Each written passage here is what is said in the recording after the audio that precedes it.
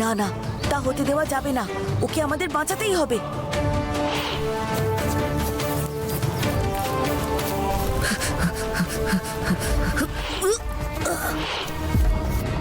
খবরদার, এক পাও এগোবি না। ও আমাদের এই কৈলাসপুরের অতিথি, বিপদে পড়ে এখানে এসেছে। যদি ওর কোনো ক্ষতি তোরা করতে চাস, তাহলে আমার থেকে খারাপ আর কিচ্ছু হবে না। ব্ল্যাক, আমাদের রাস্তা থেকে সরে যা। ও আমাদের শিকার, আমাদের পথে বাধা দিস না। খুব খারাপ হয়ে যাচ্ছে কিন্তু ভোলা, সরে যা। কি ভেবেছিস কি তোরা? তোদের শিকারের দরকার জঙ্গলের ভেতরে খোঁজ। ওকে ছেড়ে দে। আমি তোদের শিকারের মাঝে আসতে চাই না, কিন্তু ওরকম একটা নিরীহ প্রাণী, তাও বাইরের জঙ্গলের, ওকে আমি মারতে দিতে পারি না। বন্ধুগণ, আক্রমণ! আগে ভোলাকে মারবো, তারপর ওটাকে।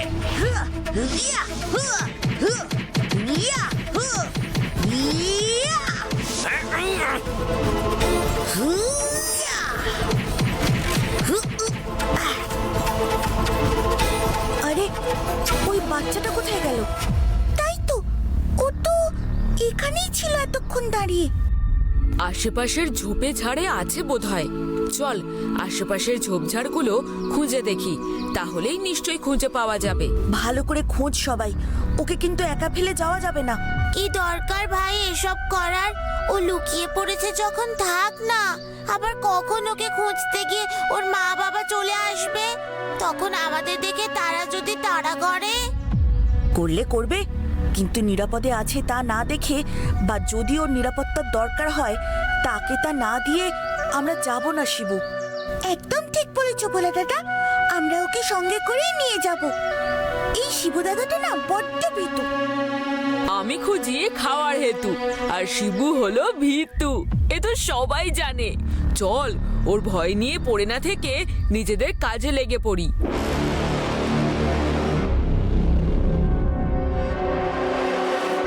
আরে, এটা তো সেই নীলাভ চোখের ড্রাগন।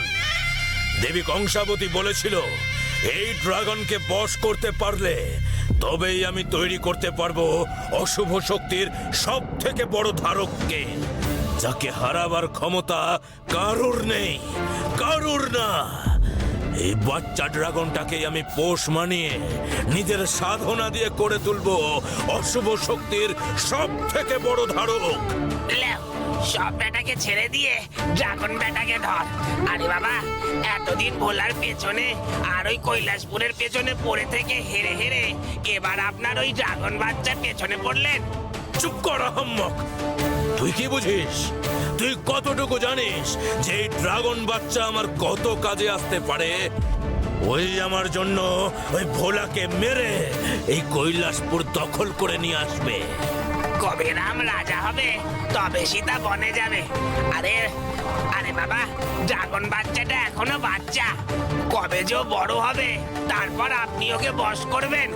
না পারলে তো লেটা চুকেই যাবে, আর যদি পারেন তারপর সে আপনার জন্য কৈলাসপুর দখল করে আনবে। আচ্ছা প্রভু, ততদিন আপনি বেঁচে থাকবেন। মরকট খোকর, আমি অমর। এই জগতের কোন শক্তি আমাকে মারতে পারবে না। আমি চাইলে সবকিছু সবকিছু দখল করতে পারি। আমার পক্ষে অসম্ভব কিছুই না, কিচ্ছু না। কোথায়? কৈলাসপুরকে তো আপনি সেই কবে থেকেই দখল করতে চাইছেন, না পারছেন তা দখল করতে, না পারছেন ওই ভোলাকে বাগে আনতে। এবার পারবো।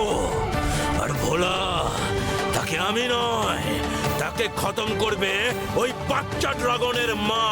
হ্যাঁ, মা নিজেই। কি করে? এই নীলাভ ড্রাগন বড় পরিবার কেন্দ্রিক জীবনযাপন করে।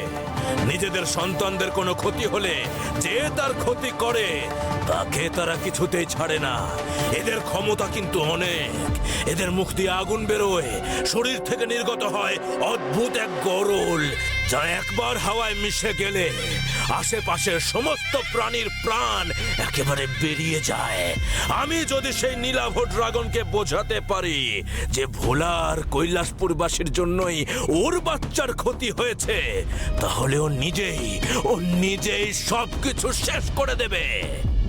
আপনি আসলে কি করবেন একটু বলুন তো। নাকি এবারেও ভোলার কাছে নিজের পরাজয় স্বীকার করে বাড়ি ফিরে আসবেন? আমি না, করবি তুই। তোর উচ্চতা ভোলার সমান, তাই তোকেই এই কাজ করতে